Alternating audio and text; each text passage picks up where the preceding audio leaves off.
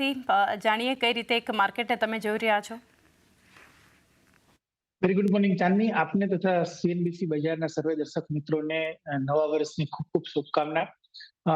મારું માનવું છે કે જે પ્રમાણે આપણે પાછલા સતત 9 વર્ષમાં આપણે એક પોઝિટિવ રિટર્ન ક્લોઝ આવતા જોયા હતા માર્કેટની અંદર, હવે 2025નું વર્ષ જે છે એ થોડું ચેલેન્જિંગ છે.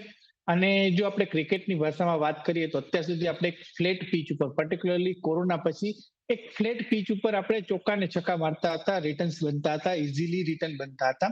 હવેની જે આવનારો સમય છે એ ફ્લેટ પીચ નહીં હોય, ટર્નિંગ ટ્રેક થશે, સ્લો પીચ થશે, કે જ્યાં બેટ્સમેને વધારે મહેનત કરવી પડશે, રન દોડીને લેવા પડશે.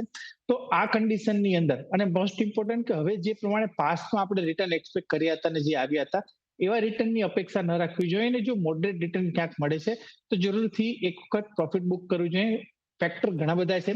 સૌથી પહેલા અમેરિકાની અંદર જે પ્રમાણે અત્યારે આપણે નવી સરકાર જોઈ રહ્યા છે, આની પહેલા પણ આપણે આ સરકારના અનુભવ હતા કે ટ્વિટર ઉપર કોઈ ટ્વીટ આવી જાય ને રાતોરાત જે છે સડન ચેન્જ આવી જાય છે.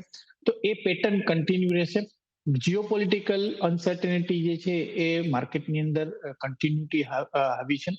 પ્લસ Q3 ના પરિણામો જે પ્રમાણે અત્યારે આપણે આરબીઆઈ દ્વારા પણ જીડીપીનું ફોરકાસ્ટ ઓછું કરવામાં આવ્યું હતું અને ઇન્ફ્લેશન જોઈ રહ્યા છે ક્યાંક ને ક્યાંક અત્યારે એક સ્ટીકી ઇન્ફ્લેશન થઈ રહ્યું છે. ફૂડ ઇન્ફ્લેશનમાં કોઈ ઘટાડો નથી જોવા મળી રહ્યો. તો એક ચેલેન્જિંગ દિવસો આવતા દિવસોની અંદર આવી રહ્યા છે એવું મને લાગી રહ્યું છે. અને પર્ટિક્યુલરલી જો કોઈ પણ જાતનો મોસ્ટ ઇમ્પોર્ટન્ટ કે રેટ હાઈક જે અત્યારે આપણે જોયા હતા, ત્યારબાદ રેટ કટ કરવાની અંદર અત્યારે જે ડિલે થઈ રહી છે એની હિસાબે અફેક્ટ થઈ રહ્યું છે, કન્ઝમ્પશન અફેક્ટ થઈ રહ્યું છે. અને ઇન્ડિયાની ગ્રોથ સ્ટોરી કન્ઝમ્પશન બેઝ છે, કન્ઝમ્પશન ઉપર ડિપેન્ડન્ટ છે. એટલે આ બધા આંકડાઓ ઉપર જો ક્યાંક ને ક્યાંક મેજર ઇમ્પેક્ટ આવશે તો રિવાઇવલની અંદર વાર લાગી શકે છે.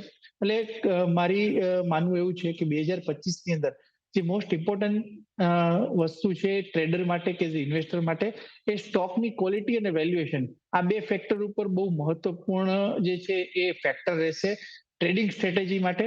અને જ્યાં વેલ્યુએશનનો કમ્ફર્ટ છે, જ્યાં બેલેન્સ શીટની ક્વોલિટી છે, આવા સ્ટોક જે છે આવતા દિવસોની અંદર આઉટ પરફોર્મ કરે એવી પોસિબિલિટી છે. એટલે બ્રોડ બેઝ રેલી હવે પતી ગઈ છે, સ્ટોક સ્પેસિફિક રેલીનો સમય સ્ટાર્ટ થઈ ગયો છે. ઓકે.